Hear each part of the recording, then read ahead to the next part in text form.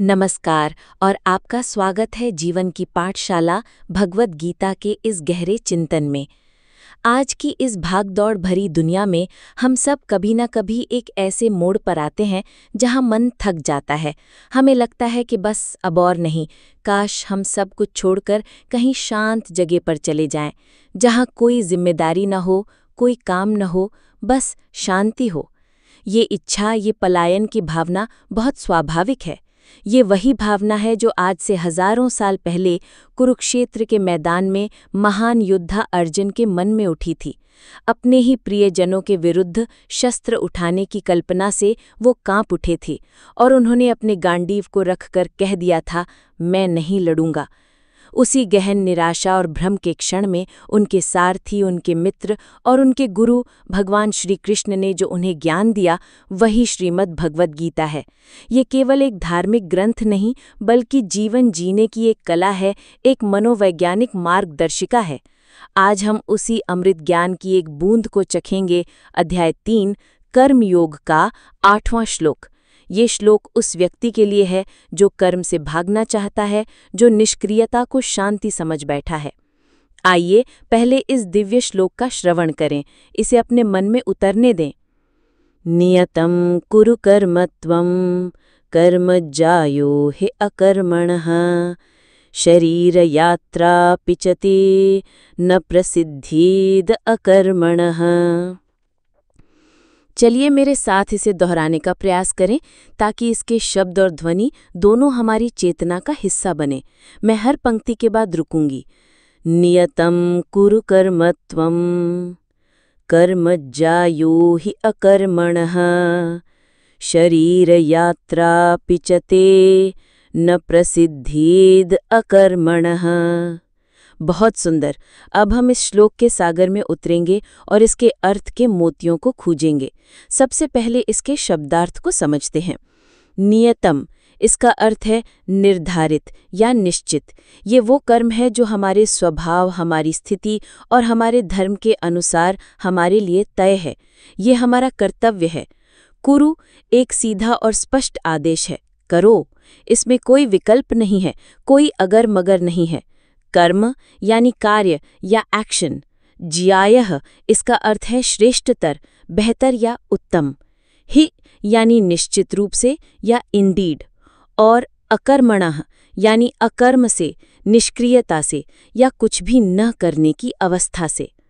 तो इन शब्दों को एक साथ पिरोने पर जो भावार्थ हमारे सामने आता है वो है, हे अर्जुन, तुम अपने निर्धारित कर्तव्य कर्म को करो, क्योंकि कर्म करना निष्क्रियता से निश्चित रूप से श्रेष्ठ है।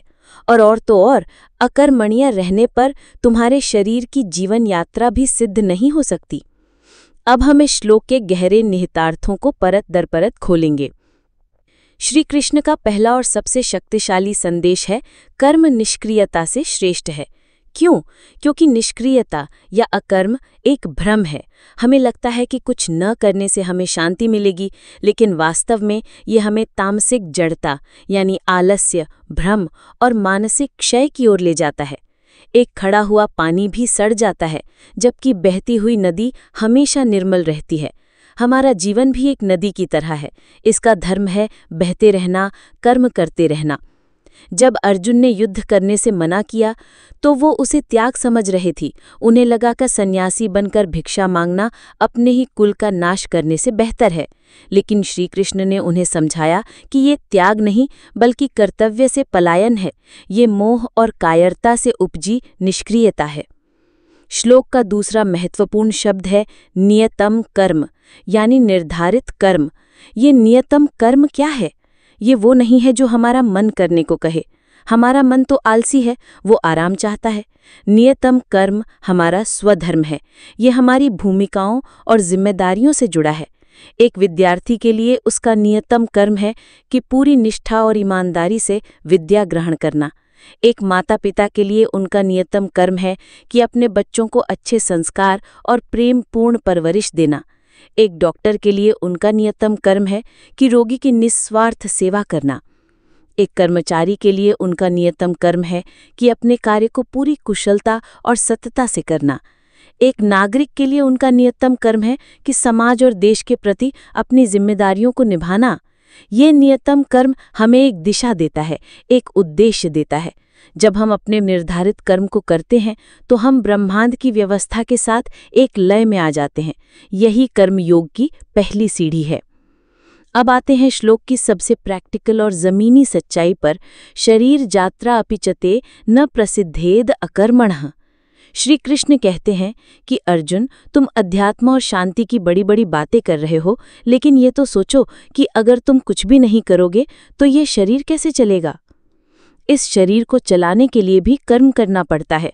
भोजन प्राप्त करने के लिए कर्म करना पड़ता है। उस भोजन को खाने के लिए भी कर्म करना पड़ता है, और उस भोजन को पचाने का कर्म हमारा शरीर स्वयं करता है। हम जो सांस ले रहे हैं वो भी एक सतत कर्म है। हमारी पलकों का झपकना भी एक कर्म है। तो जब ये भौतिक शरीर जो जड़ है वो भी बिना कर्म के एक क्षण नहीं टिक सकता, तो तुम अपनी चेतन आत्मा को निष्क्रियता के बंधन में कैसे डाल सकते हो। ये प्रकृति के नियम के विरुद्ध है। तो फिर ये निष्क्रियता हमें इतनी आकर्षक क्यों लगती है? इसके पीछे कुछ गहरे मनोवैज्ञानिक कारण हैं। असफलता का डर। हम कर्म करने से इसलिए डरते हैं क्योंकि हमें लगता है कि हम असफल हो जाएंगे। निष्क्रियता एक सुरक्षा कवच की तरह लगती है कि अगर मैं कोशिश ही नहीं करूंगा तो मैं फेल भी नहीं हो सकता। परिणाम का तनाव। हम कर्म को उसके फल से इतना जोड़ देते हैं कि उस फल की चिंता ही हमें कर्म करने से रोक देती है। आलस्य और जड़ता यानी तमस। हमारा शरीर और मन दोनों ही आराम की स्थिति में रहना चाहते हैं। कर्म करने के लिए ऊर्जा लगती है, संकल्प लगता है। उस ऊर्जा को लगाने से बचने के लिए हम निष्क्रियता का बहाना खोजते हैं। श्री कृष्ण इन सभी तर्कों को काटते हैं।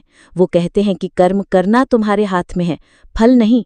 डर और चिंता भविष्य में है, जबकि कर्म प्रत्युत वर्तमान का सत्य है। अपने वर्तमान के सत्य को जियो। आइए कर्म की 3 अवस्थाओं को समझें, जैसा कि गीता में संकेत दिया गया है। प्रकार, परिभाषा, परिणाम। कर्म यानी नियतम कर्म, धर्म और कर्तव्य के अनुसार बिना आसक्ति के किया गया कार्य। ये चित्त को शुद्ध करता है, मन में शांति और संतुलन लाता है और अंततः मुक्ति की ओर ले जाता है। विकर्म यानी निषिद्ध कर्म, यानी स्वार्थ, क्रोध या लोभ में आकर दूसरों को हानि पहुंचाने वाला कार्य। ये कर्म बंधन और दुख का कारण बनता है। इससे नकारात्मक संस्कार पैदा होते हैं। अकर्म यानी निष्क्रियता, यानी कर्तव्य का त्याग कर देना, कुछ भी न करना। ये भ्रम, जड़ता, मानसिक और आत्मिक पतन की ओर ले जाता है। ये प्रकृति के प्रवाह के विरुद्ध है। गीता हमें कर्म करने, विकर्म से बचने और अकर्म के भ्रम से ऊपर उठने की प्रेरणा देती है। अब इस ज्ञान को अपने दैनिक जीवन में कैसे उतारें? चलिए एक छोटा सा अभ्यास करते हैं। अपनी आंखें बंद करें या बस अपनी दृष्टि को कोमल कर लें। एक गहरी सांस लें और धीरे से बाहर छोड़ें। अब अपने दिन के बारे में सोचें। सुबह उठने से लेकर रात को सोने तक आप कौन कौन से कर्म करते हैं? शायद आप अपने परिवार के लिए नाश्ता बनाते हैं, ये आपका नियतम कर्म है। शायद आप अपने ऑफिस का कोई प्रोजेक्ट पूरा करते हैं, ये आपका नियतम कर्म है। शायद आप किसी की मदद करते हैं या अपने घर को साफ रखते हैं, ये सब कर्म है। अब सोचें, क्या आप इन कर्मों को बोझ समझकर करते हैं या चिंता के साथ? गीता हमें एक नया दृष्टिकोण देती है। अपने हर कर्म को एक यज्ञ, एक पूजा, एक भेंट समझिए। जब आप अपने बच्चे के लिए भोजन बना रही हैं तो सोचें कि आप ईश्वर के एक रूप का पोषण कर रही हैं।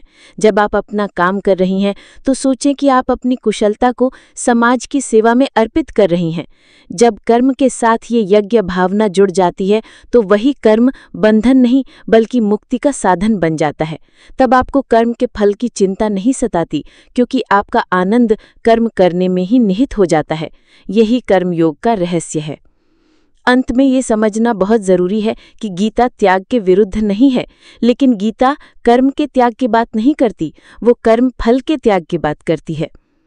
त्यागना है अपने अहंकार को कि ये सब मैं कर रहा हूँ। त्यागना है उस फल की इच्छा को जो हमें तनाव और चिंता देता है। त्यागना है उस मोह को जो हमें कर्तव्य पथ से भटकाता है। जब इन 3 चीज़ों का त्याग करके कर्म किया जाता है तो कर्ता मुक्त हो जाता है। वो जीवन में रहकर भी जीवन के बंधनों से परे हो जाता है। तो आज का ये श्लोक हमें एक क्रांतिकारी जीवन सूत्र देता है। शांति कर्म से भागने में नहीं है, शांति कर्म को सही दृष्टिकोण से करने में है। ये हमें आलस्य और पलायनवादिता से निकालकर एक ऊर्जावान, उद्देश्यपूर्ण और सार्थक जीवन जीने के लिए प्रेरित करता है। तो आइए हम सब मिलकर आज इस श्लोक के सार को अपने जीवन में धारण करने का संकल्प लें। जब भी मन में थकान या निराशा आए, जब भी कर्तव्य बोझ लगे, तो श्री कृष्ण के इन शब्दों को याद करें। नियतम कुरु कर्मत्वम कर्म ज्यायो हि अकर्मणः। यानी मेरा कर्तव्य कर्म करना है, क्योंकि कर्म करना कुछ न करने से हमेशा बेहतर है। और याद रखें, आपका हर छोटा बड़ा कर्म महत्वपूर्ण है। आप इस ब्रह्मांड की व्यवस्था का एक अभिन्न अंग हैं। कर्म से भागे नहीं, कर्म को